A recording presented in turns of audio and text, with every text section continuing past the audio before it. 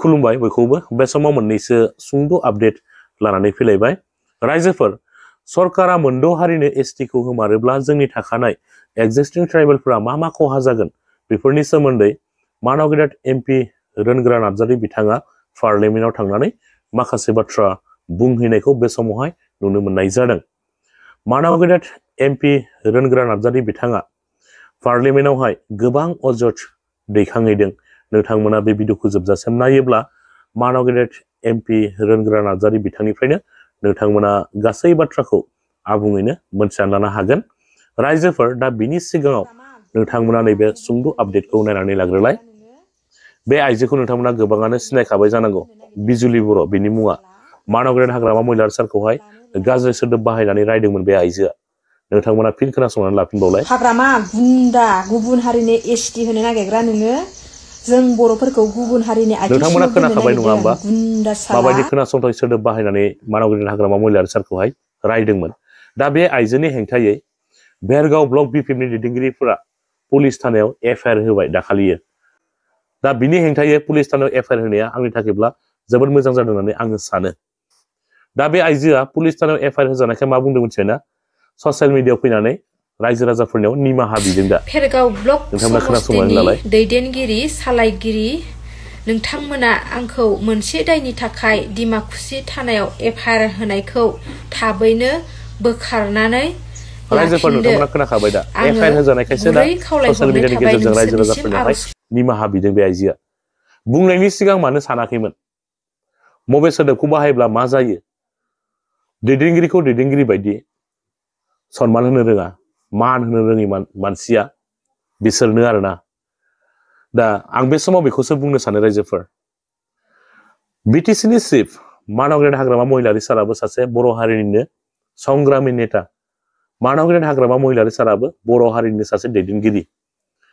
बर' हारिखौ रैखा खालामनो थाखाय, गुबुन हारिजों गादब जानाय, नासयजानाय, मुगै जानायनिफ्राय उदां मोनहोनो थाखाय मानाव गेदेर हाग्रामा महिलारी साराबो आखायाव हाथियार लानानै गोबां बोसोर सरकारजों दावहा नांबोदोंमोन। गावनि जिउखौ बावसोमनानैब्लाबो, गावनि जिउखौ दान होनानैब्लाबो। मानाव गेदेर हाग्रामा महिलारी सारा बिटिसि एकर्ड खालामनानै लाबोआमोनब्ला दिनै बर' हारियाबो बेखिनि स्टेजसिम सफैनाय नङामोन। मानाव गेदेर हाग्रामा महिलारी सारा बा बिल्टिया बिटिसि एकर्ड खालामनानै लाबोनायनि थाखायसो, बर'फ्रा बिटिसि मोननायनि थाखायसो दिनै बर' हारिया बेखिनि स्टेजसिम सफैनो हादों। रायजोफोर गोथौयै साननानै नाय, जुदि बेबायदि गाज्रि सोदोब बाहायनानै बाथ्रा बुङोब्ला बे बेसेबां जुक्तिनि जाखो साननानै नायलाय रायजोफोर। आंनि साननाय बायदिब्ला बे आइजोनि खर'आवहाय मेलेमनि जायगायाव जुजाइसो दं होननानै आङो सानो रायजोफोर।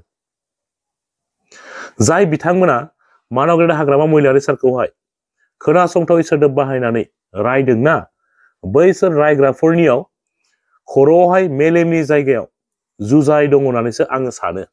बर' हारिनि सोरबा दैदेनगिरियानो जाथों मानो, गोरोन्थि मोनदों होननानै, दाय नुदों होननानै दैदेनगिरिखौ दैदेनगिरि बायदि मान होआलासिनो, सनमान होआलासिनो खोनासंथावै सोदोब बाहायनानै बाथ्रा बुंनाया खुनु जुक्तिनि बाथ्रा बुंनाय जाया रायजोफोर।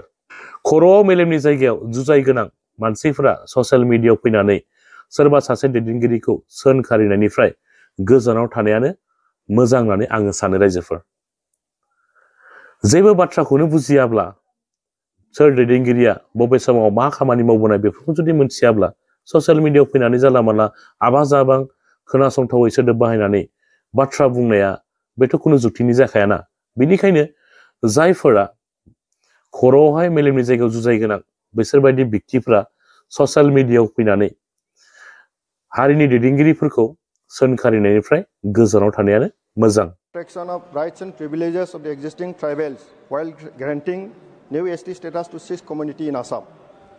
Sir, the Assam has been witnessing a situation of embarrassment amidst agitation demanding new status ST tribes by 6 communities and the fear of losing rights and privileges of the existing tribal communities in Assam since long time.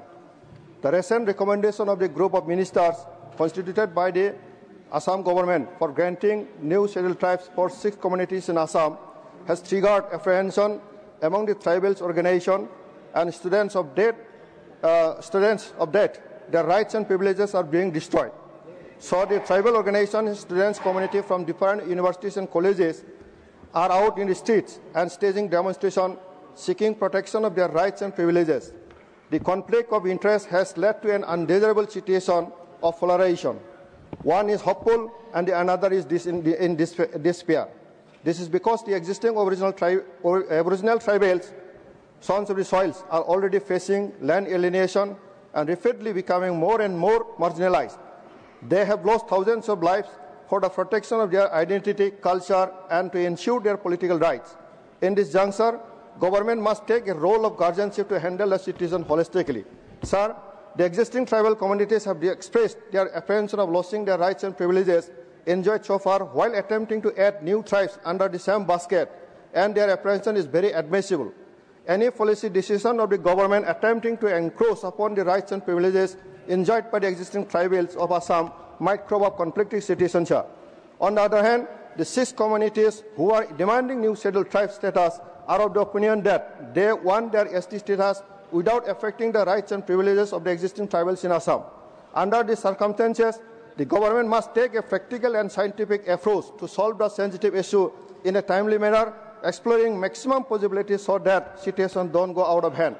Further, it is noteworthy to say that the existing tribals of Assam are also affirmative towards the downtrodden communities to have their constitutional rights. They also must have enjoyed constitutional rights as they deserve. Therefore, my humble appeal to the Government of India to take firm initiative to solve the issues of 6 communities without infringing upon the rights and privileges enjoyed by the existing tribals of Assam enshrined in the Constitution of India. They are of the opinion that the government should not try to pour extra water into a jar already filled. The consequences is overflow. Furthermore, I appeal the Government of India to initiate dialogue inviting all the organizations from both sides and explore the best possible way to adhering the constitutional provisions and procedures for enlisting communities as a new tribes in Assam. I hope the Government of India will ensure integrity, sincerity for the protection of existing tribals while taking possible attempt to solve the issues of Shrimati Geeta लईच चंद्रप्रभा। धन्यवाद सभापति महोदय। देश की मातृ शक्ति के लिए, उनके स्वावलंबन के लिए, उनकी सुरक्षा के लिए, उनके उत्थान के लिए